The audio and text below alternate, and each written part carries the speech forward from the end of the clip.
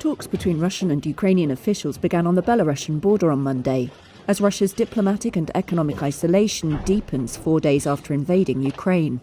The Ukrainian president's office said the talks' aim was an immediate ceasefire and the withdrawal of Russian forces. Moscow was cagier, with the Kremlin declining to comment on its aims. Russia calls its actions in Ukraine a special operation.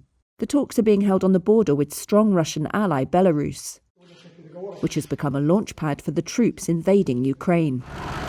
The Russian advance has gone more slowly than some expected.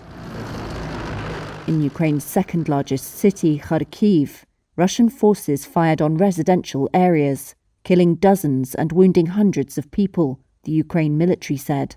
Russian forces seized 2 small cities in southeastern Ukraine and the area around a nuclear power plant, Moscow's Interfax news agency said.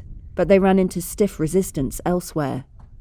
Russian President Vladimir Putin put Russia's nuclear deterrent on high alert on Sunday. The Western-led response to the invasion has been sweeping.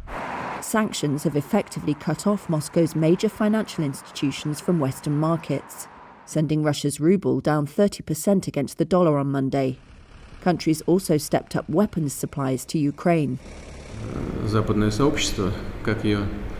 Putin called the West an empire of lies on Monday.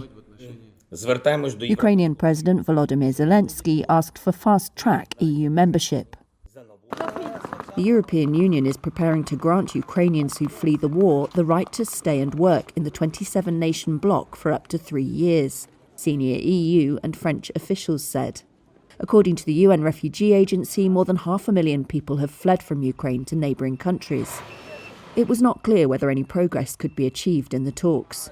At least 102 civilians in Ukraine have been killed since Thursday, but UN Human Rights Chief Michelle Bachelet said on Monday the real figure is feared to be considerably higher.